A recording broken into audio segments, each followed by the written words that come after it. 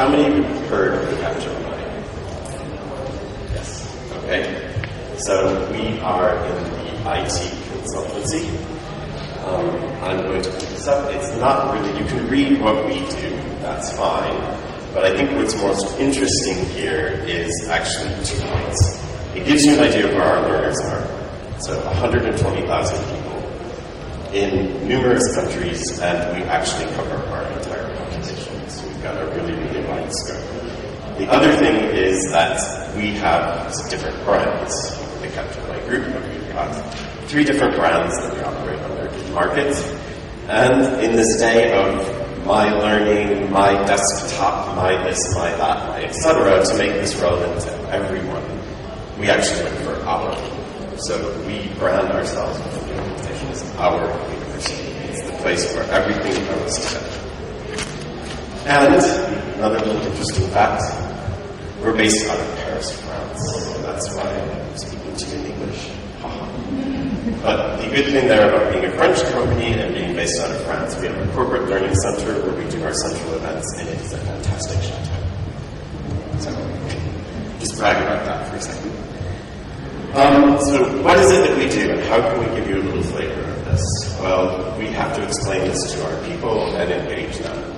So I'm going to show you a little film that we put together for them. It's quite fast, not because we have necessarily faster learners, although we might like to think we do, but it's mainly to grab their attention and draw them in and try to replicate the experience that we hope that they will have with us. We need the sound, please. Sound? Sound. Can we have sound?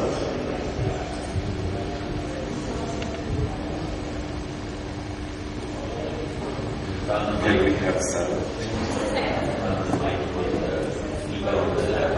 Yeah, they had sound. Sorry about this. It's the classic thing. We tested it 3 times, and now that it needs to work, it doesn't.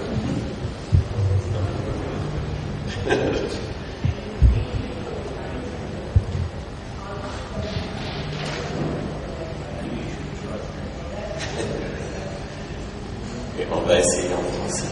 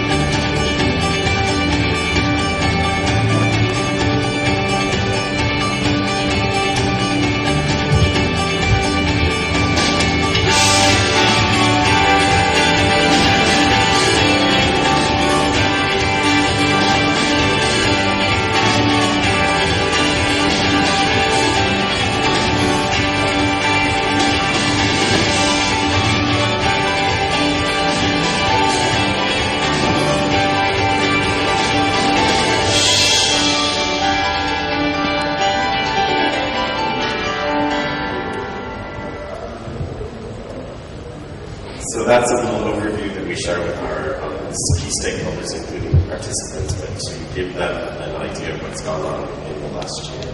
So what is it that we actually do? Well, we do have a whole learning function that diffuses learning programs. That is our main activity. And this is actually our global curriculum framework. But once again, what I think is really interesting here is that this is actually how we segment our market partners, the people that we have to get to with the global content. So this is really about having a path for them that we can show to them that makes sense, that helps them understand how they get from one place to the next, and the activities that they can engage in to make that happen. And when we do this, knowing that market, it's important, but we we also have to know how each of these markets are different. Because the way that we might teach the exact same subject content to one group of game managing consultants is going to be completely different from how we will have to transpose that to our delivery professionals, or how we will have to teach that to our software engineers. Same thing, but we need to package it in a way that makes it relevant to them and then they can engage. So this is really about our market segmentation and how we get that to them. Second thing that we do is that our university board, so our business unit leaders, our group executive committee members that sit on that. A few years ago, when we started making this shift in technologies, etc., I thought they were actually quite wise because they didn't ask me, so how are we making technology and then how are you doing more e-learning? Because I know that was the question that a lot of my colleagues would get in their companies. But they actually said to me, so Stephen, what does next generation learning look like within Capgemini? What is that going to be? And this is how we formulated what learning was going to be like within our group. So once again, we went into, okay, this is about learning, it's not about training, and the challenge these days is not a lack of information, it's actually too much information. So in order to engage our learners, what do we have to do? Well, we have to ask them questions that are relevant to the business and to their communities. And in doing that, we engage them to finding the answers, and we support them doing that in their journey. And through that, we are going to challenge but also support them in a way that it draws them into their communities. Because we have strong communities that exist, and learning becomes an opportunity to actually bring those communities to life.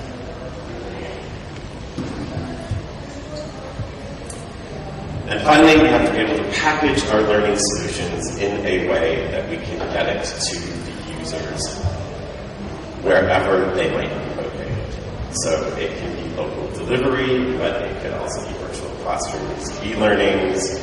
More and more, we're trying to develop the other online resources, from job aids, assignments, things that they can do, etc. So this is really about packaging it in a way that we can diffuse it easily.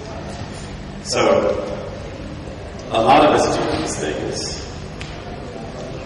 but what results do we achieve? Well, I will focus only on the piece that is India, because India is 30% of our group, of the Capgemini group, in population. However, it is 52% of all learning hours delivered within our group. So my main customer is India. So while I need to service the entire globe, I also spend a lot of time here working with my India colleagues, looking at how we can diffuse the global curriculum to our colleagues in a way that makes sense, and that we can build the global networks to make India firmly back into the industry. So, how do we do this? I mean, this is going to sound suspiciously familiar to what you've already heard. The trick here isn't putting this into place, it's actually making it work. So the strategy of our university is defined by our group executive committee. They meet once per quarter where we discuss what are the priorities in learning. It's then backed up with content. In the content, that's where we find members of the communities that are members of those curriculum councils. So they, once we know what the strategy is, they define what is the content we need to be able to get to the results we want to achieve. And finally, absolutely not to be ignored, is what we call our SBU, Strategic Business Unit, or Business Unit Councils. This are the business units that own the P&L. These are the people that pay. So we also have councils with them to make sure that we've got the great ideas, we've got the good content, that the business is actually willing to pay for the solutions that are developed and rolled out. So it's making these three pieces work that is the real trick.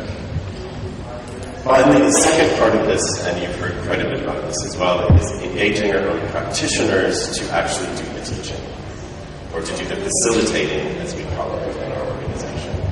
So there, 88% of all of our facilitators are our own employees. So it's the level N teaching the N minus 1 how they can better do their job. And once again, this links people back to the communities. It makes the learning very practical because these are people that are not going to talk to them only about the methodologies and the processes, but they're going to talk to them about this is how you make it work. Here's what you do when that client situation goes bad. And this is the number one feedback that we get from our participants. The value of the program is exactly in that, working with fellow practitioners. So once again, our vision, our mission, well, we're a strategic partner for the continuous transformation of our group.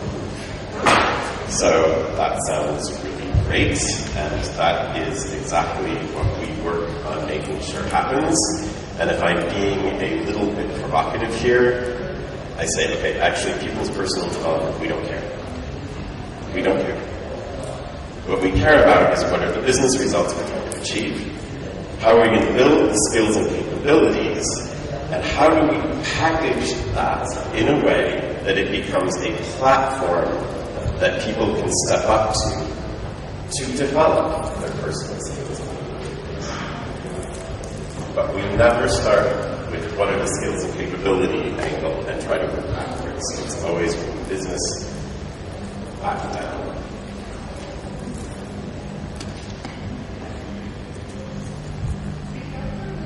So yes, we have a learning catalog, but what else do we do?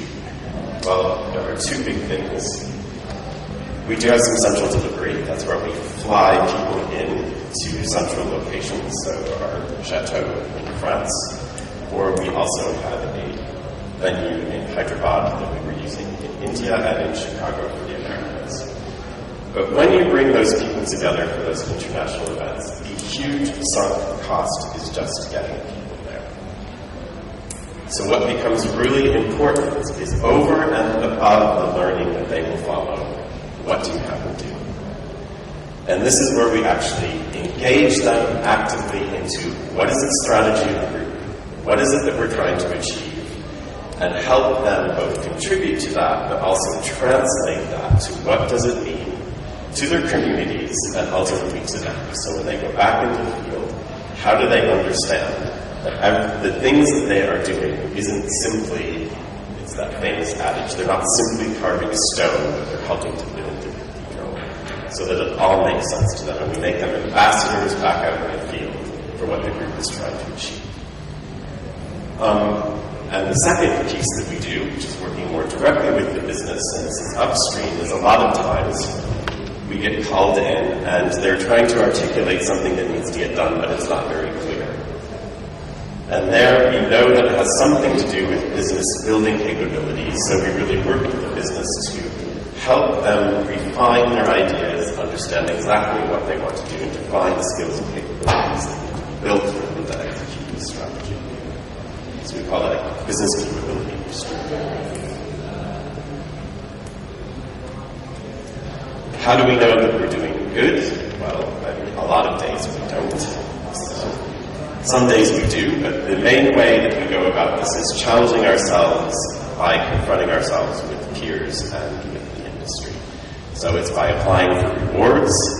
Sometimes we win when we're happy, other times we don't, and we try to understand, okay, well, what are the others doing that we're not, and what can we learn from them, and how can we make what we're doing better, and keep trying. We also went for an accreditation, so through the European Foundation for Management Development, which is an organization that accredits business schools.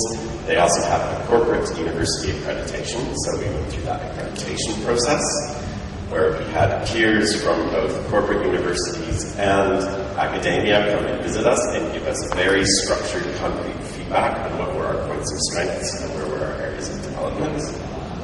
And then finally, we partnered with a business school, or rather they asked us to partner with them to write a case study on how a corporate university could be used as a transformation tool in the organization. So what are our challenges? Well, it's kind of more of the same. So our group is we do transformation, and the minute we get through a transformation program, we launch another transformation program. So each time we think we're getting somewhere, we launch another transformation program and we start all over. So how can we always make sure that we're hooked in to what is the coming transformation program and how can we start to build momentum? So we challenge ourselves through these benchmarkings, to going through the awards. So it's great if we think we did a good job. It might even be better if the participants think we're doing a good job. But ultimately, what's really great is we have to align that with, are we doing a good job compared to what other companies are doing as well. And then finally, we have a big indicator within our group, which is all around employee engagement. This is really important to us. So it's how can we acquire, retain, and attract the top, or acquire, develop, and retain the top talent within our organization. And we know that learning plays a really key aspect to that. So the more that we can link that, we can see a direct result. So that's one of the things that we monitor very closely. And as we say in our company, people matter, results count. So that's what we're trying to do, is engage our people and onboard them to what our company is trying to do so that we can actually see results come out at the end of that. So there's our little story. So thank you very much.